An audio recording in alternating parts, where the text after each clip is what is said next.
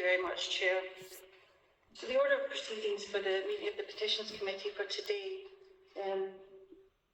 some of this we've already gone through, where we've dealt with the apologies in terms of item 1. The Chair will check if any elected members want to declare an interest. Again, we've done that. The Chair will outline the procedure to be followed. The procedure to be followed will be basically, we've appointed the Chair, we've appointed our Vice Chair, and now we're going to be moving on to the hearing of the petition. And I will be presenting the report. We have the principal petitioner here, a representative, and they'll be entitled to speak for 5 minutes. Again, I will deal with most of this in my report. Other than that, there's nothing particularly that it's all detailed in item 3. If anybody has any questions on that, they can let me know. So if the Chair is happy, I'm just quite happy to move on to my covering report. Thank you. So, good afternoon, councillors. The petition before the committee was received by Ms McQuater on 10th December 2024. I can confirm that the petition is valid and complies with the council's requirements for the submission of the petition. The committee is being asked to hear from the petitioner, who is being represented by Mr Wilson Chowdhry, who will speak to Ms McQuater's petition. Mr Chowdhry will have 5 minutes in which to speak to Ms McQuater's petition. Elected members will be entitled to seek information from the petitioner and or officers of the council to allow a recommendation to be made to council in respect of the petition. Members are reminded that this committee is not a decision-making committee, and as such the committee is being asked to make a recommendation to council in respect of the petition, and it will be for council to make a final decision on the same. The detail of the petition is provided in the report, which is connected to RAAC, discovered by the council's structural engineer within 3 evacuated buildings in Chowdhry. I am happy, along with my colleagues here today, to take any question from members relating to the petition that has been presented by Ms McQuater via her representative. Thank you.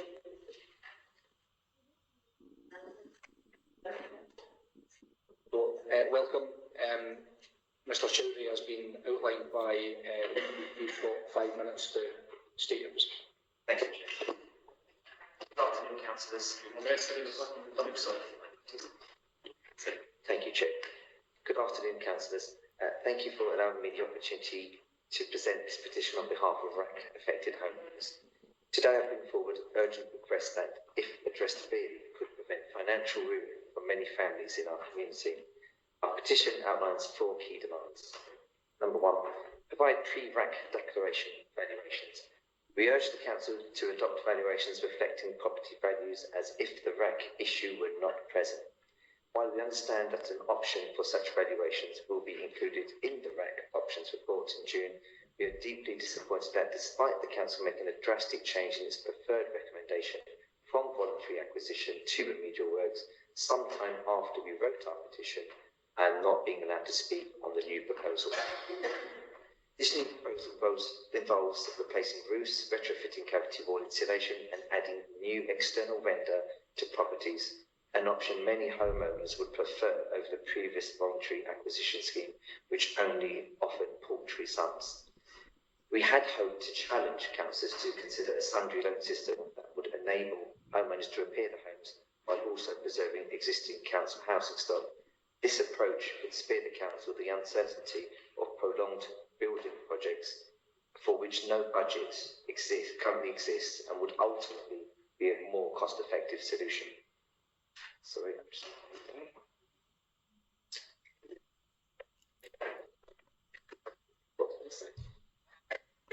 Communities are already burdened by poverty and are prominently featured in indices of deprivation.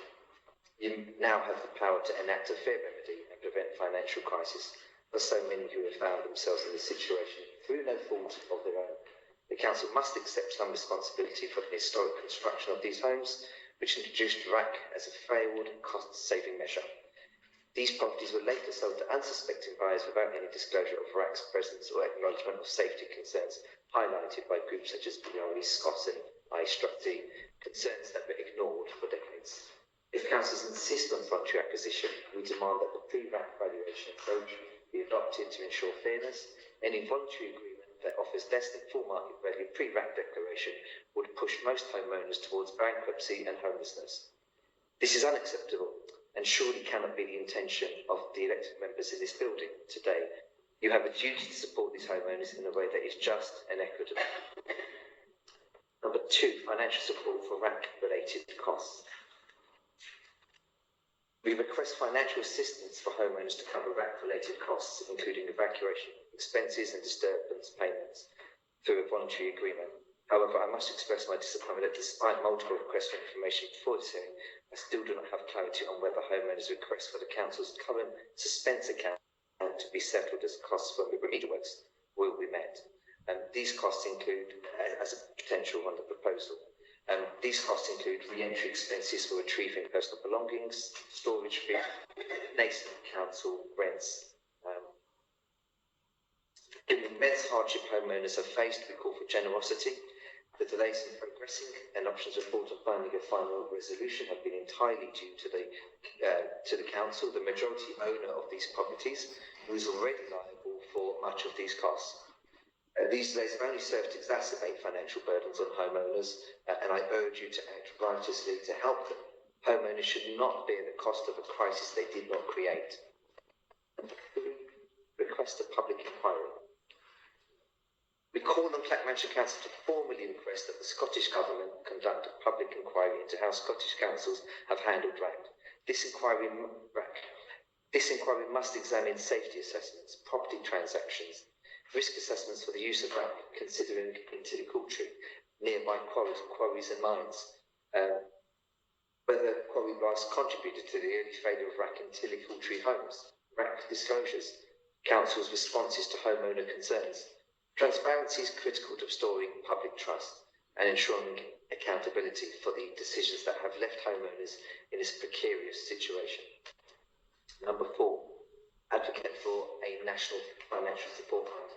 Finally, we urge the Council to take a stronger stance in lobbying the Scottish Government for a national financial support fund for RAAC-affected homeowners. The recent announcement of £3.4 billion in funding from Chancellor Rachel Reeves presents a timely opportunity to secure vital support.